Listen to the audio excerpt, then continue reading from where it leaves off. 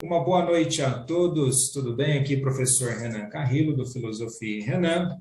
E no dia de hoje, um dia muito especial, com uma convidada mais do que especial, como sempre. Em respeito a todos, com seu tempo e com a sua atenção, eu só trago fera aqui no canal e de uma maneira diferente, né, com as entrevistas, as lives do canal. No dia de hoje, trago de fato, né, repetindo várias vezes aqui a palavra especial, porque de fato é especial, em honra de um grande ser humano que passou pela nossa sociedade, que passou pela história do Brasil. O especial de hoje, Dom Paulo Evaristo Arns, né? Um homem que foi muito amado e perseguido, e com a convidada especial de hoje, a Ivanise. Ela é autora, né, da biografia, né, tanto do Dom Paulo Evaristo Arns, assim como do Frei Beto, né, e falar um pouquinho sobre ela, né. Ela é doutoranda no programa de pós-graduação em História, Política e Bens Culturais do Centro de Pesquisa da FGV, mestre em História Contemporânea, Bens Culturais, além de participar, né, da curadoria da exposição do centenário do Dom Paulo Evaristo Arns. E falando em centenário, né, no dia de hoje, 14 de setembro, né, celebra-se o nascimento desse grande ser humano. Ivanise, seja bem-vinda. Obrigada, Renan. Obrigada a todos que estão assistindo. Um prazer muito grande estar aqui com vocês. Agradeço muito o convite. Perfeito. E como já mencionado, né, dessa questão do livro, né, um homem que foi amado, um homem perseguido, né, como vocês vão ver aí na tela, né, recomendo a leitura, comprem o livro, né, é um de grande enriquecimento. E às vezes as pessoas vão falar assim, mas né, por que Dom Paulo Evaristo Arns? Né, o Dom, né, mediante um mundo, né, que era o mundo de Dom Paulo, o mundo religioso, mas pelo gigantismo, né, desse ser humano, ele nunca ficou preso aos muros, né, da igreja, né? Ele foi o ser humano para além do tempo dele, pode-se dizer assim, ô Ivanise? Sem dúvida. Dom Paulo, acho que era essa a característica principal dele. Assim. A gente conversava com Dom Paulo e qualquer assunto, você trazia às vezes uma ideia nova, ele já estava te perguntando, enfim, de cor, estava 10 anos, 20 anos na frente, assim, era uma pessoa sem dúvida à frente do seu tempo, uma pessoa que tinha uma cabeça estratégica, com quem eu aprendi muito, inclusive nesse sentido, assim, que Dom Paulo era um estrategista impressionante, como ele tinha tudo muito... Ele tinha essa capacidade, né, de pensar uma mesma questão de várias formas, de vários aspectos, de vários olhares, com vários olhares diferentes, e sempre nesse sentido de o que a gente tem que fazer para dar certo, né? O que a gente pode fazer para colaborar. A palavra com ele, impressionante, era sempre o que nós vamos fazer, né? Nunca o que vocês vão fazer ou o que eu vou fazer, era sempre no coletivo, né?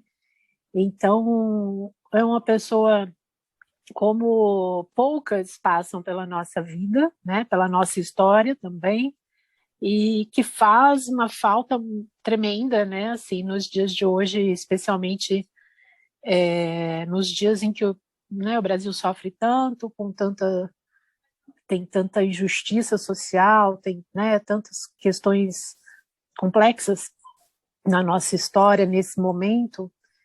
Dom Paulo é uma voz assim que é uma voz que faz muita falta hoje, né? Uma força assim, que faz muita falta nos dias de hoje.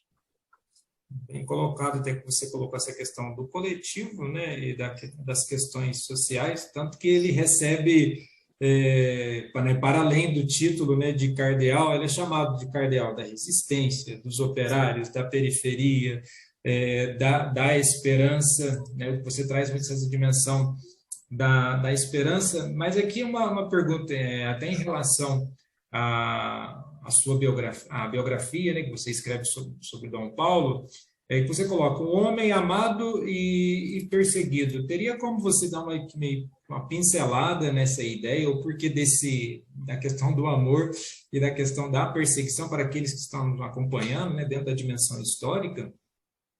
Esse título foi ele mesmo que escolheu. Essa biografia, ela tinha um outro título, e o título da biografia era O Homem que Mudou a Imagem da Igreja do Brasil. E quando ele recebeu o livro com esse título, enfim, o original, né? Ele disse: eu não mudei a imagem da igreja no Brasil, infelizmente. Então eu não concordo com esse. Foi a única coisa que ele disse em relação o único ponto assim que ele discordou, ou que tenha, enfim, ele foi muito tranquilo, né? Deixou a gente trabalhar muito tranquilamente na pesquisa e no texto também. Então, quando ele disse isso, aí eu disse: qual o título? Nós dissemos a ele: qual o título que o senhor daria para o livro, então? E aí ele pensou, e aí veio com esse título: Um Homem Amado e Perseguido. Então, esse título foi ele mesmo, era a forma como ele via a história dele. Dom Paulo foi um homem extremamente amado, é um homem extremamente amado, não só no Brasil, foi importante na vida de muitas pessoas, importante mesmo, assim, a ponto de algumas pessoas terem dito que Dom Paulo salvou a vida delas, né? Então, ele realmente teve uma inserção, assim, uma importância na vida de muitos brasileiros e brasileiras, mas não só, né? Pessoas do Paraguai, do Chile, da Argentina, do Uruguai, devem a Dom Paulo a vida. Então, ele tem, assim, por parte dessas pessoas, né, um amor incrível, assim, né, e muitas vezes ele nem sabia que ele estava ajudando as pessoas. O fato dele ir fazer uma visita a uma cela de presos comuns, muitas vezes trazia um resultado tão grande em termos de pressão, e ele salvava vidas, no sentido das pessoas não serem torturadas, ou essa pressão toda que ele fazia de perto ou de longe, né, como figura pública, como autoridade da igreja, trazia segurança para as pessoas, e isso emanava esse amor todo. Então, ele de fato é uma pessoa que tem em torno dele, eu falo dele no presente porque ele é presente, assim, né? Eu acho que é incrível como ele é uma pessoa que o legado dele é tão impressionante que ele é presente, né, na vida das pessoas que o conheceram ou que conheceram a trajetória dele, né, por meio à distância, por meio de livros, enfim. Então, Dom Paulo tem é uma luz, né, impressionante como Dom Paulo é uma luz, assim. Ele chegava aos lugares e as coisas se iluminavam de fato, né? Então ele realmente tinha essa força do amor. E perseguido porque ele foi extremamente perseguido, em primeiro lugar pela própria ditadura militar, né? Assim, os militares, com pouquíssimas exceções, né? Porque ele tinha diálogo com alguns, mas eles perseguiam Dom Paulo de uma forma assim constante, né? Ameaçavam, enfim, assim.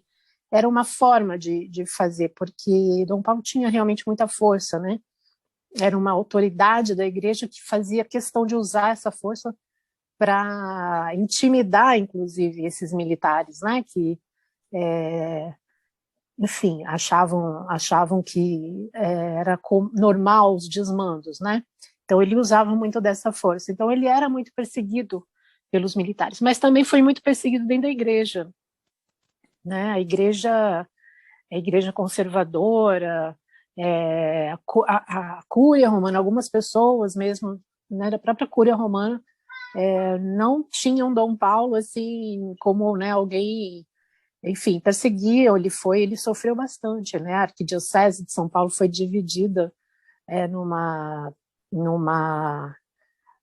clara intenção, e não só intenção, mas de fato aconteceu, para que ele perdesse o poder, né? Então a arquidiocese em 1989 foi toda dividida e tiraram dele justamente a parte que era mais cara a ele, que era a periferia, né? As periferias de São Paulo. Então ele tinha essa consciência do quanto ele incomodava alguns setores, né? E o perseguido é por conta disso. Perfeito. É bom que você elencou essas questões, né? O amor do povo, né? Tem uma entrevista dele, né? Que ele falou que até na época da questão da ditadura, ele era conhecido de vários militares e no momento da decisão, né, ele optou ficar pelo povo, né? E que para muitas pessoas isso é entendido apenas ou unicamente como um movimento progressista, e eles não entendem, né, muitas vezes a causa da justiça social, né, a causa da justiça, da verdade, da própria esperança. E você fala, né, que é presente, né, essa pessoa dele realmente, né, ele continua, né, presente.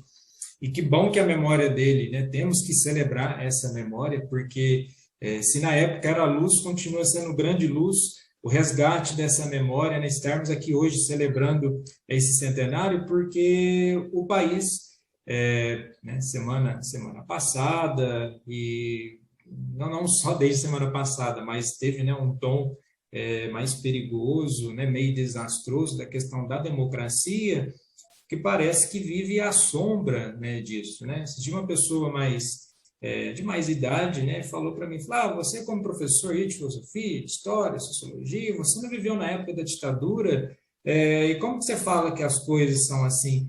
Eu falei, olha, deixa eu te perguntar uma coisa, né? Apesar da minha pouca idade, né, mas bastante pesquisa nas coisas, você viveu na época do nazismo? E falou, não. Eu falei, então, o nazismo era perigoso, né? Eu não preciso necessariamente vivenciar aquela época, né? Basta recorrer aos riquíssimos documentos, relatos, né? A história, tem a história velada que muitas vezes não é contada, então é fruto de pesquisa, de tempo aplicado, de entender que ainda, né, depois de muito tempo, nós vivemos a sombra, né? Essas sombras são perigosas, né? Essas sombras, elas trazem áscaros, e a luz ela vem para, né, tirar esses elementos, né, perigosos, né? E às vezes, muitas vezes as pessoas são iludidas com o país, né? Às vezes tem uma forma nostálgica, mas a esperança dele, né, uma das frases dele, né, era do brasão dele, né, de esperança em esperança, né? Então trazer a memória desse grande homem, né, tirando agora a palavra dom, né, Paulo Evaristo Arnes, né, um grande ser humano com uma visão política, uma visão humana, uma visão da justiça, né, inteiramente assim, profunda, e enxergando o ser humano, né, de forma íntegra, né? Essa é a grande importância, porque até inclusive, né, ainda quando ele vive mais para o finalzinho, né, da vida dele, ele já dava indícios, né, essa transição, né, que houve no Brasil, que alguma coisa ali que poderia surgir meio que perigosa, né? O Dom Paulo tem alguns textos que ele escreveu nos anos 90, no início dos anos 2000, que parece que ele escreveu semana passada. Ele são muito atuais, assim, impressionante. E para falar de temas como a democracia, ele dizia muito, nossa democracia é muito precisa ser trabalhada, né? A gente precisa cuidar dessa democracia, né? Como quem diz, né? A gente não pode achar que está tudo ganho, né? A gente precisa cuidar para que ela seja mantida. E hoje, isso ele escreveu, acho que um texto de 2000, e 21 anos depois a gente, né, tem vivido isso de uma maneira tão forte, né? Assim, se fala tanto em democracia hoje, né? Como nunca talvez tenha se falado nos últimos 20 anos.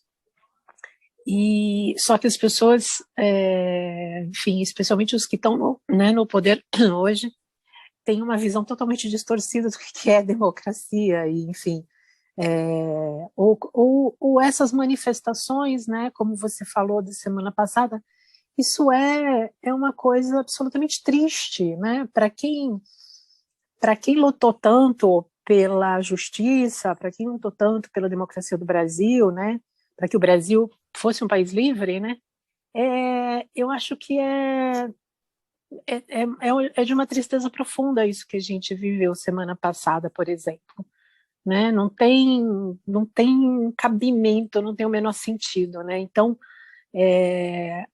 você fazer memória, como você estava dizendo, fazer memória é fundamental no país como o Brasil. Fundamental, a gente tem que fazer memória todos os dias.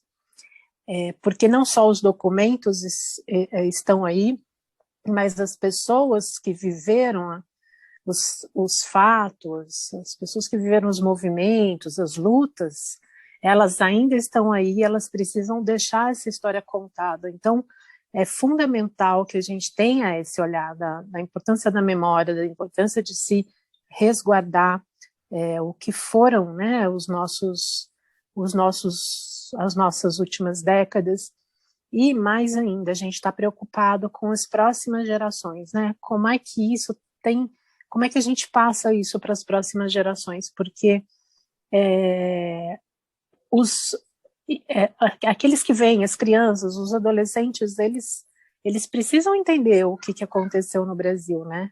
Porque senão a gente está, de fato, fadado a repetir coisas que não deram certo, foram muito danosas ao país, mas que se as crianças e os adolescentes não têm acesso à informação, eles podem achar que um regime militar, por exemplo, ou uma ditadura militar, como a que aconteceu em 64, pode ser bom para um país, entendeu?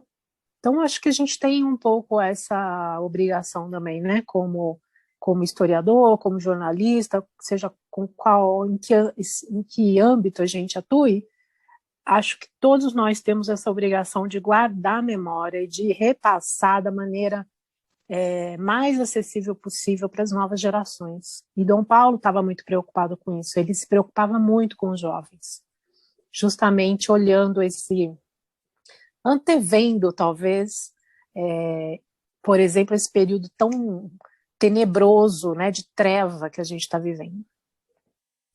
Perfeito. E até bom, eu acredito que na dimensão dessa questão de memória, na dimensão do seu livro, né, para quem está nos acompanhando agora, né, Dom Paulo, homem amado e perseguido. Vamos colocar aqui Paulo Evaristo Arnes, nascido lá em 1921, né, falecido em 2016. Então, dentro da dinâmica do livro, depois eu vou pedir para a Evanise ela pegar uma parte chamativa para atiçar mais aí para quem está nos acompanhando, mas o livro ele vai procurar trabalhar, né, exatamente esse Paulo Evaristo, representante da Igreja do Povo, né, e essa biografia, a riquíssima biografia, que foi considerada como uma obra de referência para compreender o papel de homens como Paulo, né, e a Igreja do Povo na resistência às perseguições, prisões, torturas e mortes, né, durante esse regime militar. E enquanto nós pensamos em democracia, né, nessa contínua consolidação da democracia, né, exatamente esse enaltecer a memória e aqui fazer a exibição, né, pela Evanise dessa obra, dessa biografia, exatamente para mostrar que existe luz, né, que existe espaço, né, o conhecimento é para todos. O conhecimento é público e, mediante um mundo de tantas distorções, né, dos acontecimentos, dos fatos, eis que resgatar, ou não somente resgatar, mas continuar na memória desse grande homem, é exatamente um sinal de resistência, né? Aqueles que fazem memória de um resistente também se tornam resistentes, né? E resistir sempre, né? O conhecimento, levar as pessoas que sejam 2, 3, 4, 5 pessoas, né, resistir, né? Você conseguiu não convencer no sentido de vencer, mas juntamente com aquela pessoa mostrar, olha, existe, né, um mundo além desse mundo que você está enxergando, né, para dimensionar a busca de um convívio mais sadio, né, de uma sociedade que muitas vezes é agressiva, é intolerante, né, essa própria dimensão da igreja do povo, né, se a igreja não for do povo, a igreja é de quem? Né? São de normas, são de estruturas frias, né? Então, realmente, essa questão que você traz da memória, né? Dar continuidade a esse trabalho. E uma coisa interessante, até você mencionou antes de entrarmos aí no ar, é a questão da curadoria, da exposição, né, do centenário, né, de Dom Paulo. Tem como você comentar rapidamente sobre isso, como que a importância disso, embora, né, nós já sabemos, olha, é uma exposição importante, mas o que isso, você tem algum tipo de relato, né, como que isso impactou, atingiu a vida das pessoas? Sim, essa exposição, ela nasceu em 2018, ela já foi, não, na verdade essa exposição agora, ela está focada no centenário, então ela está toda, a curadoria dela está toda, sendo toda refeita, repensada, mas ela começou a circular em 2018, no Centro Cultural dos Correios de São Paulo. Foi uma exposição que teve um público muito bacana. Nós tivemos muitas escolas, então muitos adolescentes foram para a exposição. E ela é uma exposição enorme, ela tem 1.200 metros quadrados, ela é toda cenográfica, traz várias partes assim da trajetória do Dom Paulo, fala muito, tem uma sessão inteira sobre a ditadura militar de uma maneira muito interativa.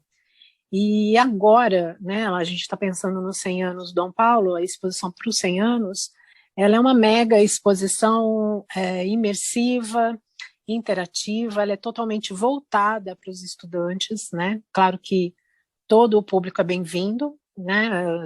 Adultos, adolescentes, crianças, todos são bem-vindos, mas ela é pensada para o jovem.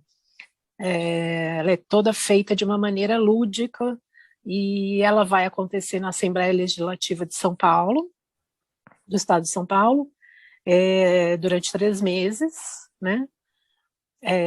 A gente está fechando a data porque ela era para ter sido aberta já em março desse ano, mas em função da pandemia a gente teve que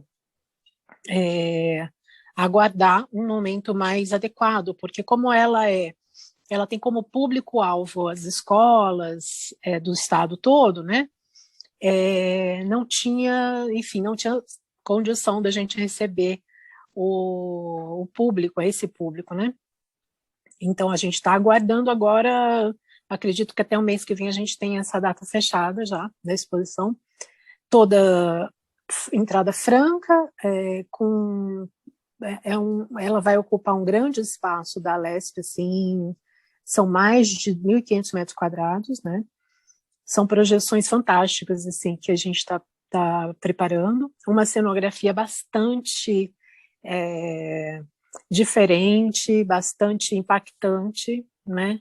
E essa exposição, o objetivo dela é justamente isso que eu estava falando, essa questão da história pública, né? De você traduzir a história para esse público de uma maneira que não sejam os livros ou não sejam as aulas, né? Uma forma de você contar a história levando o jovem lá e ele olhando o que foi um objeto de tortura, para que serviu aquele objeto de tortura, de que maneira as pessoas por que elas eram torturadas, o que é um partido político, o que isso tem a ver com a vida de cada um de nós,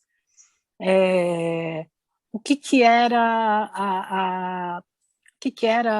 as comunidades eclesiais de base que Dom Paulo tanto, né, assim, atuou junto a elas, como que era a participação de Dom Paulo nas periferias, né? Então a gente vai falar de uma maneira lúdica sobre todos esses assuntos na exposição. É uma forma de você pegar a teoria e traduzi-la de uma forma diferente e que atraia mais esse público. né? Esse é o objetivo da exposição, que Dom Paulo é o homenageado e Dom Paulo é o foco da exposição. Mas a trajetória dele, por meio da trajetória dele, a gente explica várias coisas, como a democracia, o que é a democracia, por que ela é importante, o que é não ter democracia, né? O que é justiça, como é importante a gente saber isso, enfim, são vários os direitos humanos. Por que a gente fala tanto em direitos humanos e por que Dom Paulo defendia tantos direitos humanos, né? Que são os direitos de todos nós, né? De todos nós. Então, são vários temas que perpassam essa exposição por meio da figura de Dom Paulo. É muito bacana, eu tenho muita alegria assim, de poder realizar essa exposição, junto com a Marilda Ferri, que também escreveu a biografia de Dom Paulo comigo, é uma parceira de muitos anos, e a gente luta muito assim para que essa exposição, inclusive, percorra outras cidades, outros países. A gente tem essa proposta dela sair do Brasil, aqui, inclusive, para Nova York. Mas é fundamental. Eu acho que a história de Dom Paulo é a história do Brasil recente. A gente tem que resguardar, a gente tem que... E não só, você falou da biografia, através da biografia de uma pessoa, a gente conta várias outras histórias. Né? Se você pegar a biografia de Dom Paulo, você vai ver a história de várias mulheres, de vários homens que lutaram, né, com ele nessa trajetória. E assim são todas as biografias, né? Nós não somos sozinhos nunca, né? A gente nunca está sozinho, né? A gente está sempre arregimentando pessoas, né, em nossa volta. Então, o que eu acho, assim, uma das coisas importantes de quando a gente escreve um livro desse, ou a gente lê um livro desse, ou a gente vai a uma exposição como essa, é saber que tem tantas pessoas em volta dessas trajetórias e que são importantíssimas para o nosso dia a dia. São pessoas que lutaram tanto para a gente hoje estar podendo aqui fazer uma entrevista falando de democracia sem ser preso, sem ser torturado, sem ser censurado, né? Então, a gente não pode esquecer disso, e a gente não pode esquecer de bater nessa tecla e rememorar isso todos os dias, especialmente com as novas gerações. Isso é muito importante que você acabou de colocar agora, e que retoma a tua ideia inicial sobre aquela questão da coletividade, né, do coletivo, né, o nós.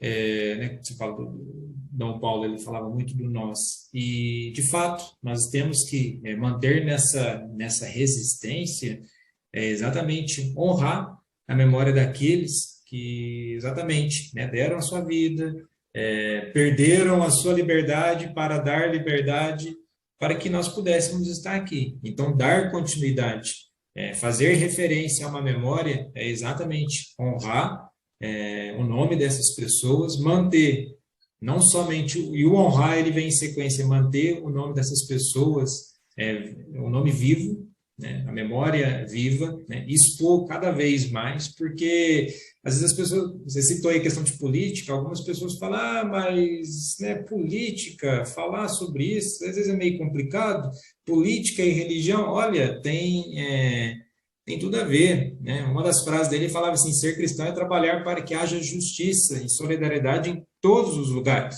não somente aos lugares que dizem respeito da religião, mas em todos os lugares. Isso é o espírito democrático, né?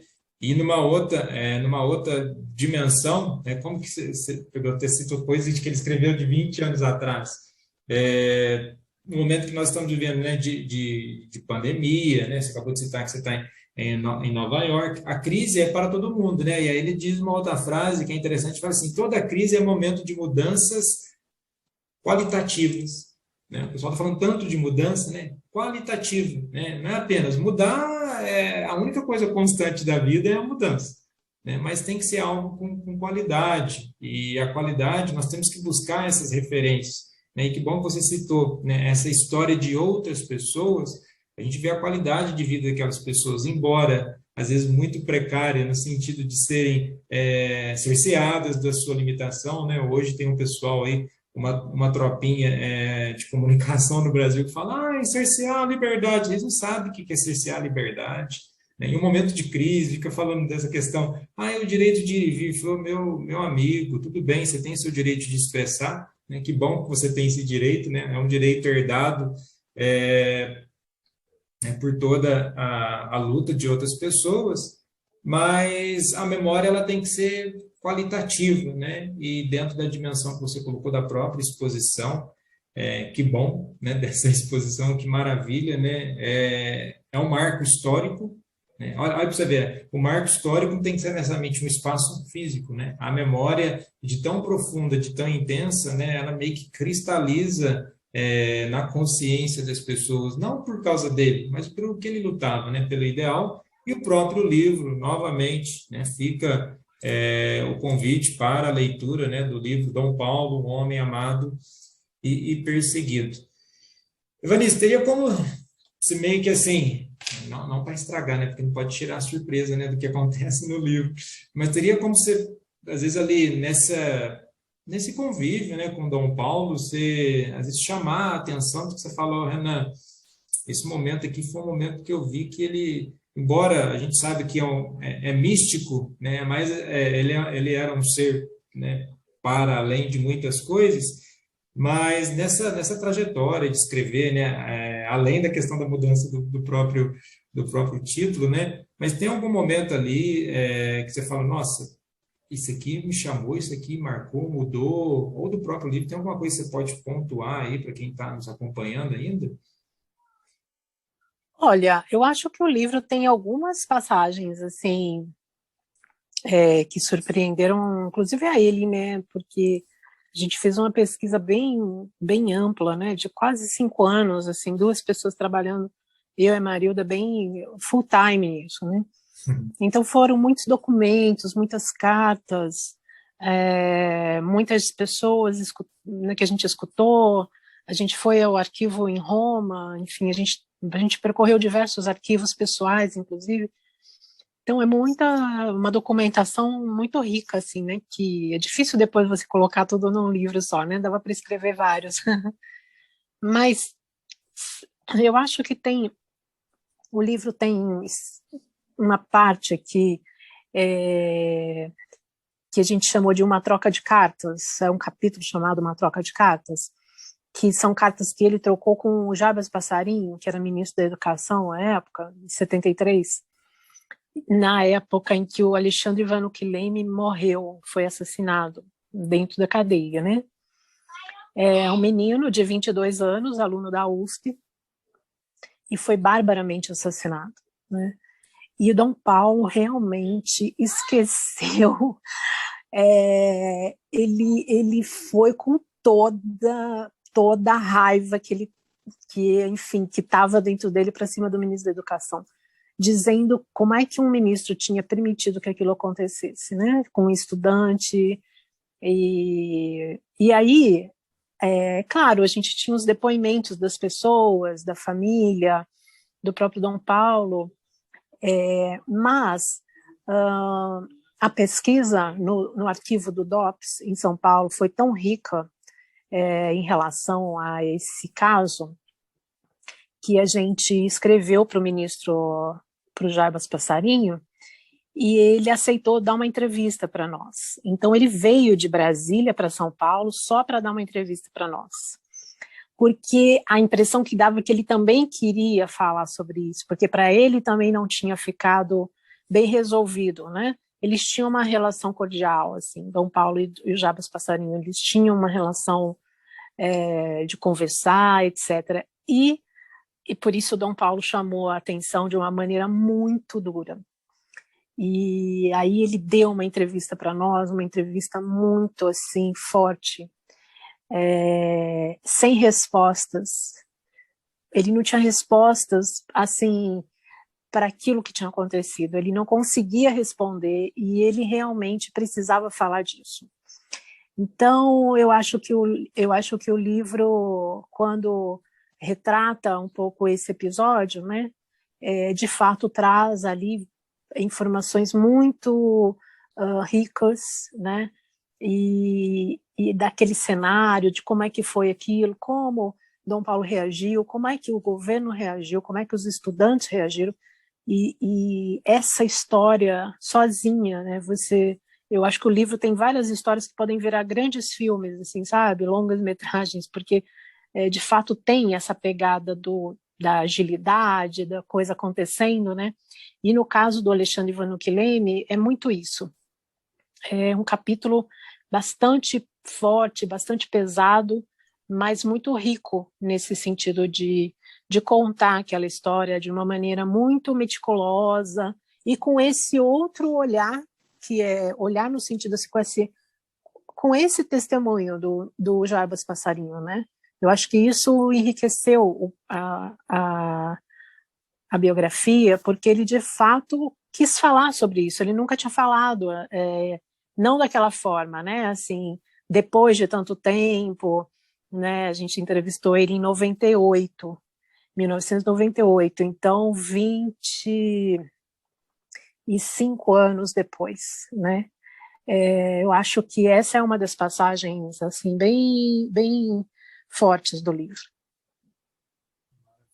Você fala, né, gigante, né? Ele não utilizava nada para ele, né? Lutou contra a ditadura, denunciou a tortura, acolheu vítimas de guerra, defendeu injustiçados, protegeu crianças e pobres. Faço aqui, né, memória da sua grandiosa irmã também, né, a Zilda Arnes, você vê, né, na família que só nasceu gente pouco iluminada, né?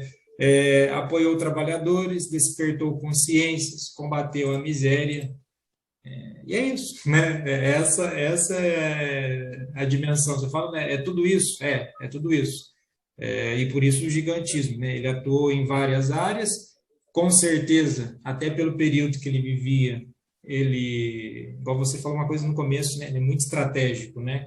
Ele sabia bem onde pontuar, onde bater, né? Ele sabia bem, utilizava da sua grandeza, utilizava do seu cargo eclesiástico para ter uma costa larga para aguentar o chumbo, porque realmente eram anos de chumbo. Para quem viveu na época e fala que estava tudo bem, né? Parabéns, mas nós vivemos ainda em um mundo em que as coisas não estão tudo bem, e novamente, trazer memória, né, de pessoas, não só dele, né, de outras pessoas, que é a riqueza do livro, é exatamente isso, mostrar que o mundo, se hoje está um pouquinho melhor, é porque teve pessoas que lá atrás tiveram a ousadia, né, de que mostrar que as coisas têm que ser diferentes, né? E eu acho que Dom Paulo tinha uma característica que ele só conseguia fazer isso porque ele tinha essa característica. Ele se cercava de pessoas e ele não tinha medo de delegar para as pessoas, ele confiava nas pessoas que trabalhavam com ele. Então, por exemplo, ele incluiu de uma maneira muito singular as mulheres, né? As mulheres, a Margarida Genevois, que é uma mulher fantástica, assim, ela ia representar Dom Paulo em eventos da igreja e ela chegava assim, nossa, uma mulher representando o cardeal. Ele realmente confiava nas pessoas e sabia que podia contar com elas, né? Então isso é uma característica também muito importante de quem tem esse olhar, né?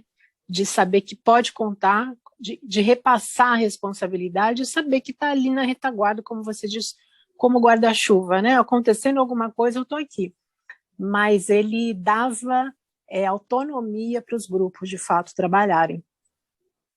Você fala desses grupos, né? As comunidades eclesiais de base, né? Todos esses movimentos, né? Realmente de sustentação. Porque se você não tiver uma linguagem que seja para as pessoas, pelas pessoas e com as pessoas, não faz sentido. Você está falando somente para as paredes, né? Você está falando para o ar, né, solto. E é isso, bem lembrado dessa questão de trazer essa dimensão comunitária, né? Essa dimensão de comunhão, né? Ele tinha muitos companheiros, né? Irmãos, né? Companheiro, né? Companes, né? Com pão. Ele tinha muitos irmãos de caminhada e é extremamente gratificante eu ter essa oportunidade aqui no canal de estar entrevistando você que fez, né, teve essa honra, né, de conhecer ele pessoalmente. Tem uma foto, achei uma foto, né, pessoa pública é isso, né, Vanessa? Uma foto sua com ele, achei muito bonito, né? Você está é uma das, acredito que repete bastante na internet essa foto, que você está olhando para ele, é um sorriso dele, vocês sorrindo, olhando um para o outro assim, né? Marca ali, né? É uma marca, né? Assim, para você, né? Mas eu acho muito Sem bonito, dúvida. né? Essa representação, essa representatividade, né? Que muitas vezes hoje se fala de representatividade para as pessoas, elas distorcem os conceitos, elas não conseguem nem conversar o básico, né? Aí eu vou continuar persistente. Bom, pessoal, vamos conversar do básico, vamos voltar ali para o conceito de representatividade, né? O que é a vida? O homem que luta né, contra a ditadura, contra a tortura, acolhe vítimas de guerra, defendeu os injustiçados, protegeu crianças pobres, apoiou trabalhadores, despertou consciência, combateu a miséria, certamente esse é um homem que amava muito a vida. Sem dúvida, sem dúvida. E acreditava muito no ser humano, né? As duas Tinha muito dimensões. amor pelo ser humano, né? Impressionante como É, uma coisa que eu acho que a gente também tem visto isso se perder, né? A gente não parece que as pessoas não se veem mais como semelhantes, né? Assim, Dom Paulo foi um grande amante do ser humano, né? Ele acreditava muito nas pessoas, né? essa visão humanista, né, acaba se perdendo, né? Você fala às vezes numa educação humanista, o pessoal que mal lê Paulo Freire já detona, né? Não, Também, né? hoje Então, tudo é tudo, comunista, né? Hoje você não pode ser nada que você.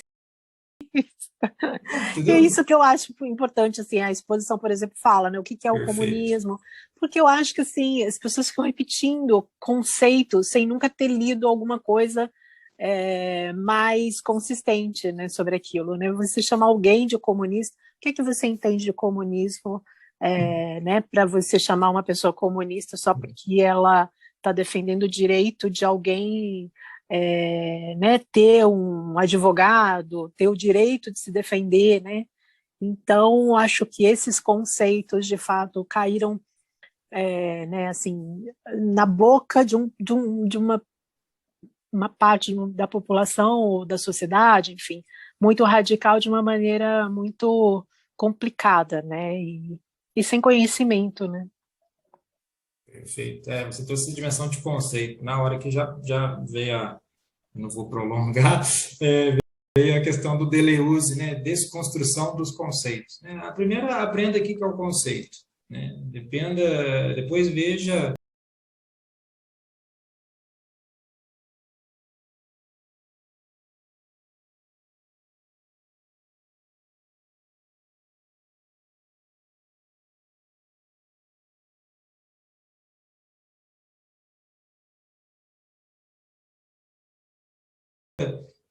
ser humano, né?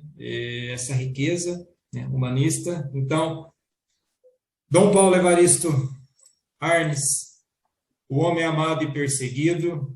Muito obrigado, Evanise, pela sua atenção, né, pela essa entrevista. De fato, é uma marca histórica para o meu canal, né, trazer as pessoas com essa riqueza de vida, né, riqueza de história e poder contribuir. Obrigada a você pelo convite. Estou à disposição para falar sobre outras coisas que você achar interessante. E é um prazer também. Assim, acho é sempre prazeroso falar de Dom Paulo, falar de pessoas que fizeram tanto pela gente, né? Assim, pela gente mesmo, né? Sim. Todos os dias a gente tem que agradecer isso. São referenciais, né? São marcos. Eu falei, não pode passar batido, né? Já vi acompanhando outros, foi a PUC, né, de São Paulo, que tá fazendo um excelente trabalho aí com algumas entrevistas, com também, né, saiu um filme, então assim, não pode passar, né? Centenário, né? Todo dia não pode passar batido, né? Mas já que é um marco histórico, né, dessa memória, olha, a gente começa com chave de ouro, né? A pessoa que teve, né, essa honra de estar participando, né, dessa elaboração dessa biografia, bem lembrado, né, juntamente com a Marilda Ferri. Então, assim, para quem está aí ainda, né, acompanhou até o fim aqui, né, adquira o livro, né, realmente vale a pena. Independente, lá não é um livro às vezes a pessoa fala, mas tem a ver com religião.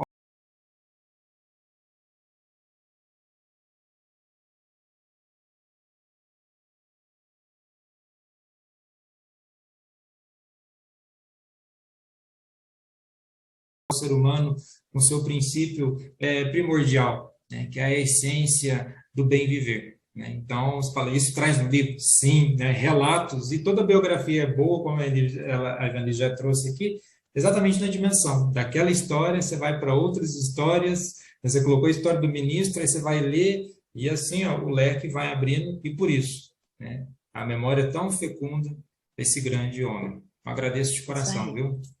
E coragem para nós todos, porque Dom Paulo sempre gostava de dizer isso, coragem, coragem. A gente está precisando. Bastante, né? Muita coragem, resistência, agradeço. Evanísio, mais uma vez, o canal também está aqui aberto, né? O que precisar aí da própria... Embora eu reconheça o meu tamanho, sei da minha pequenez, mas o canal está aberto, que você precisar aí da própria exposição, estamos à disposição também. Né? Ótimo. Vamos voltar para falar sobre isso. Vocês vão participar. Obrigada também, viu? Muito obrigada. Então, uma boa noite a todos. Teremos aqui uma continuidade, né, com assuntos referente ao Dom Paulo Evaristo Arnes, né, mas eu achei muito interessante iniciar com essa biografia. Paz e bem a todos e tenham todos aí uma excelente semana. Tchau, tchau.